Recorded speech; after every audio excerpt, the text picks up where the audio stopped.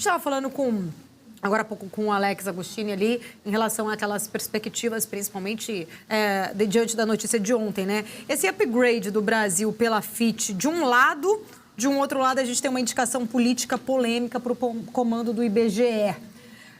Eu imagino que trader de juros hoje não está sabendo muito o que fazer, para que lado vai correr ali, né? Como que você enxerga essa outra notícia também, o impacto disso? Eu vejo que a indicação do Portman para a posição de presidente do IBGE, que é um órgão importantíssimo, é um órgão que sempre foi um órgão de Estado, é um erro estratégico do Lula, né? O Portman é um terraplanista econômico.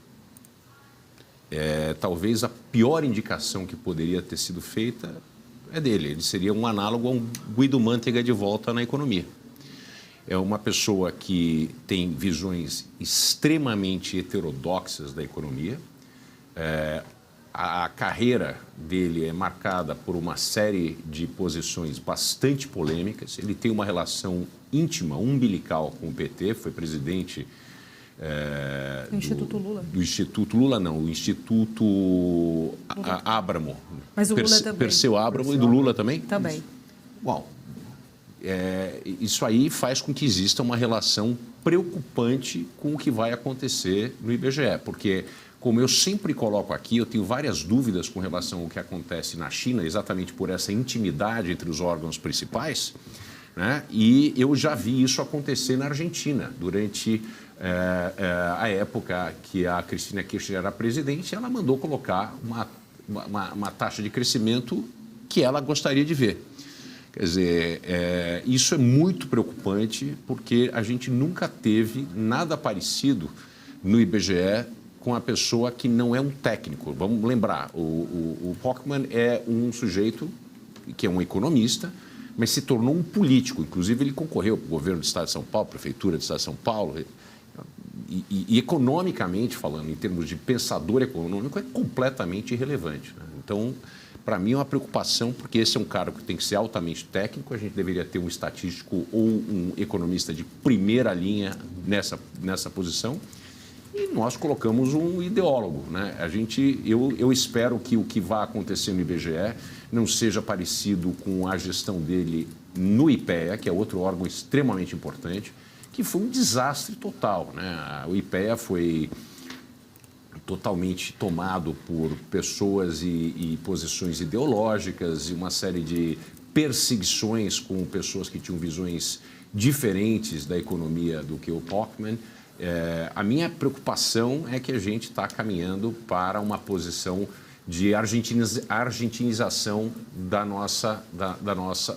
nosso centro mais importante de estatísticas e números nacionais, que é o IBGE. Não, isso, assim, eu imagino se algo parecido tivesse sido feito por parte do Bolsonaro, né, como é que seria a reação do mercado. Nunca houve isso, foi uma posição muito técnica. O presidente atual é uma pessoa técnica de carreira e não faria sentido substituí-lo. Van Dijk, só para entender e pontuar a visão, o IBGE é responsável por uma série de dados econômicos que norteiam a política pública do Brasil. A gente fala de IPCA 15, dados de emprego também, o censo demográfico, enfim... PNAD contínua. Exatamente. Poderia ter interferência nesses dados e aí mexer na política pública. Basicamente, o temor e a cautela é essa. É exatamente isso. Eu tenho medo, né? Eu tenho medo, conhecendo o PT, conhecendo o Lula e a turma, né, que está no governo, que o IBGE coloque taxa de desemprego ou taxa de crescimento que favoreçam cortes de juro mais agressivos, que é o grande interesse do Lula. Outro ponto importante é que a inflação é medida pelo IBGE. O IPCA é medido pelo IBGE. Verdade. Então, no momento que eu tenho controle desses números, eu posso criar algo fictício, como acontece na China e acontece na Argentina, né, aqui no Brasil, e induzir uma tomada de decisão do Copom que seja incompatível com o estado real da economia. Porque a intenção do PT, a intenção do Lula, é fazer crescer através de consumo. Não existe nenhum projeto de investimento.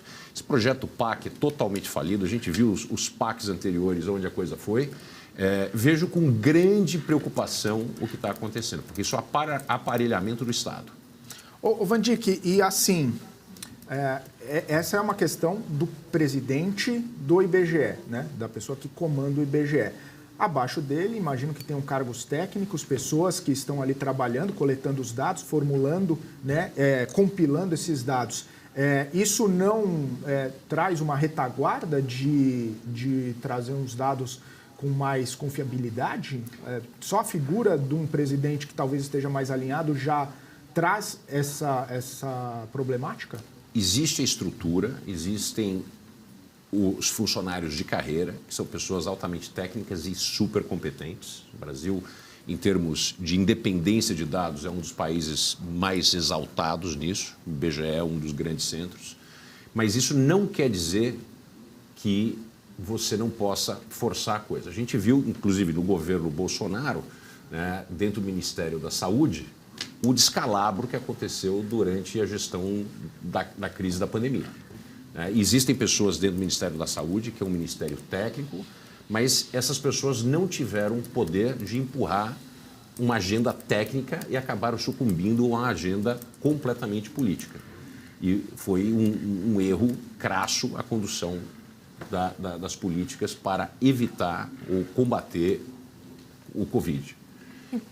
Não, pode falar. Achei que você tivesse pausado, eu ia fazer uma pergunta. Pois é, e aqui eu vejo que existe uma situação parecida, que apesar de ser extremamente técnico e competente, você pode ter uma liderança que traga outras pessoas alinhadas com um pensamento heterodoxo e a gente tem um problema sério, né? A gente não pode esquecer que em um ano e 2 meses, o Galípolo vai ser o presidente do Banco Central. Então, no momento que você tem o cara que aumenta ou reduz taxa de juros, e você tem o cara que apresenta para você os números da inflação e do emprego, que são números muito importantes para a tomada de decisão pelo Copom, para mim isso aparenta uma coisa que cheira mal.